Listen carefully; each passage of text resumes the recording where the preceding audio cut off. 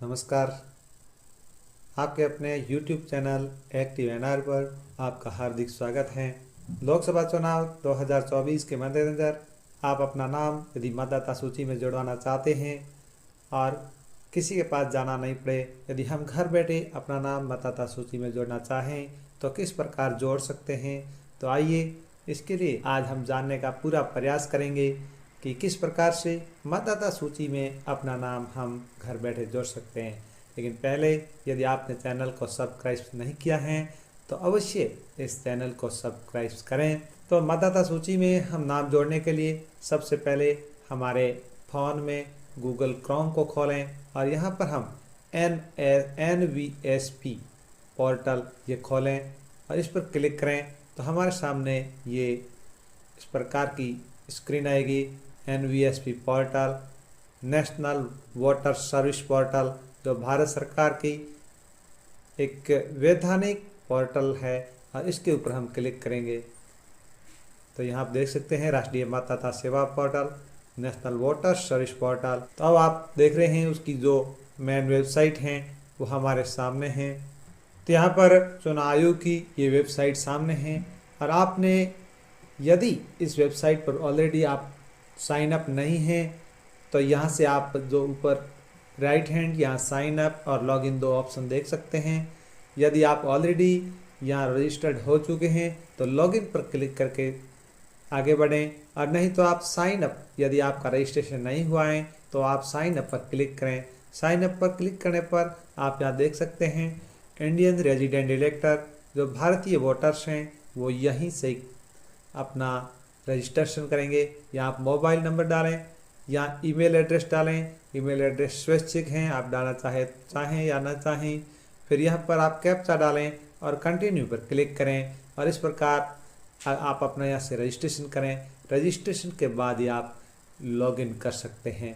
यदि आप ऑलरेडी यहाँ रजिस्ट्रेशन कर चुके हैं तो जो लॉगिन है, लॉगिन पर क्लिक करके आप आगे बढ़ें और यहाँ पर आपके मोबाइल नंबर डालें और फिर जो आपके ऑलरेडी पासवर्ड सेट हैं वो पासवर्ड यहाँ एंटर करें।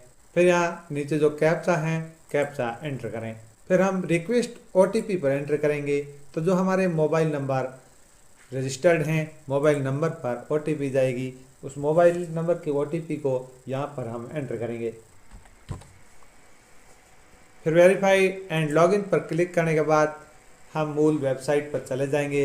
यहाँ ओपन आ जाएगी और यहाँ पर आप लेफ्ट हैंड 1 नंबर जो फॉर्मेट देख रहे हैं फिल फॉर्म 6 जो नए वोटर्स ऐड होते हैं उनके लिए फॉर्म 6 फिल करना पड़ता है तो आप इसी पर क्लिक करें।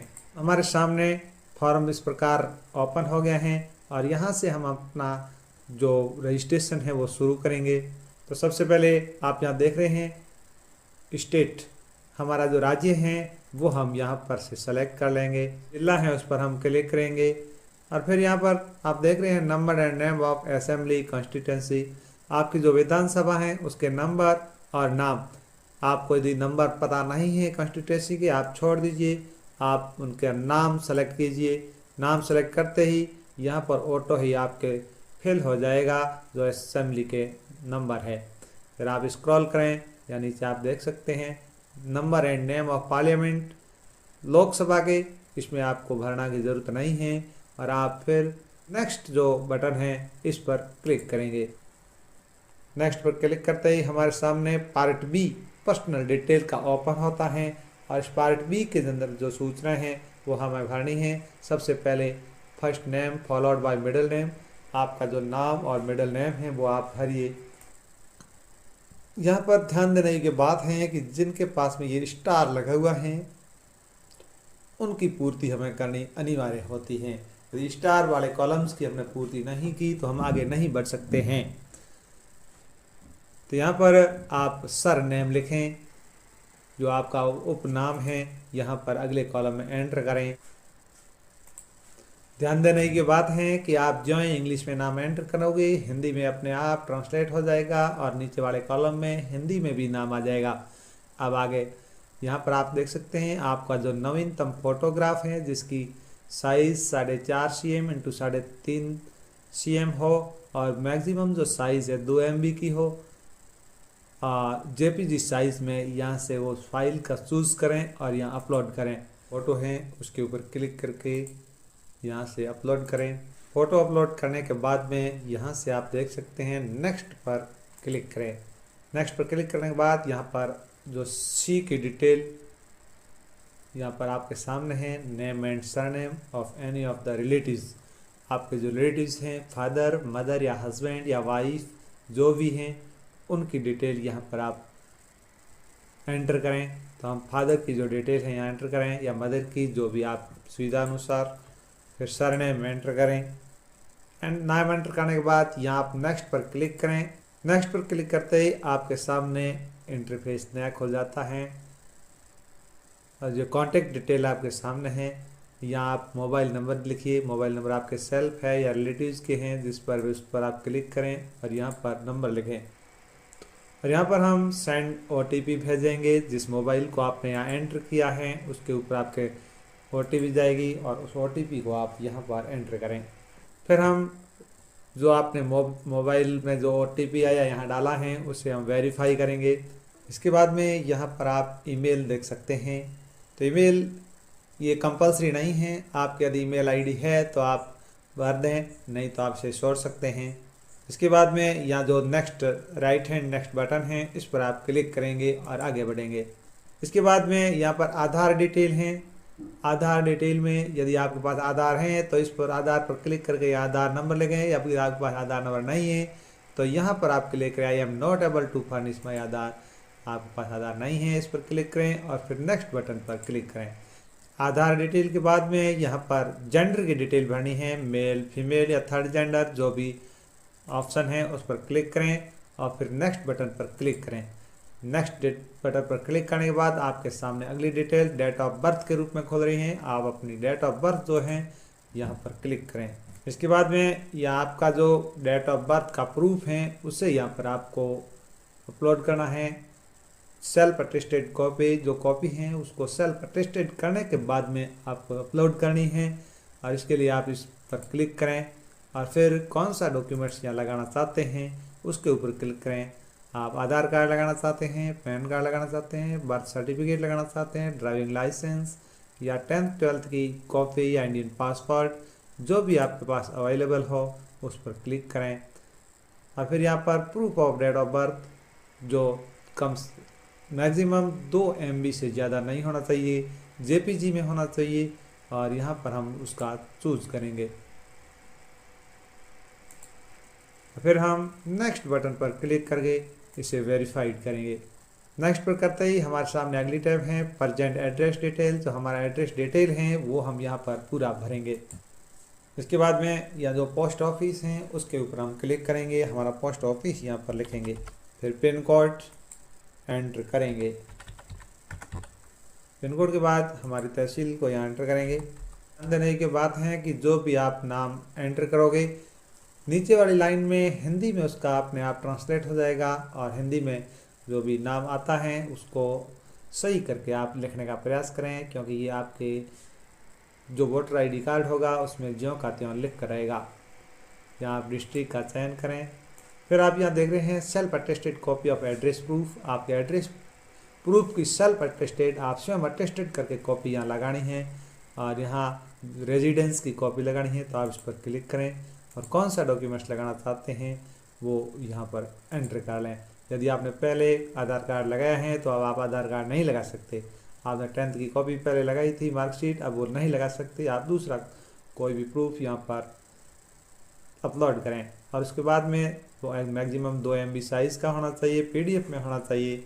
यहाँ से आप उसका चयन करें। अपलोड के बाद नेक्स्ट बटन पर क्लिक करें।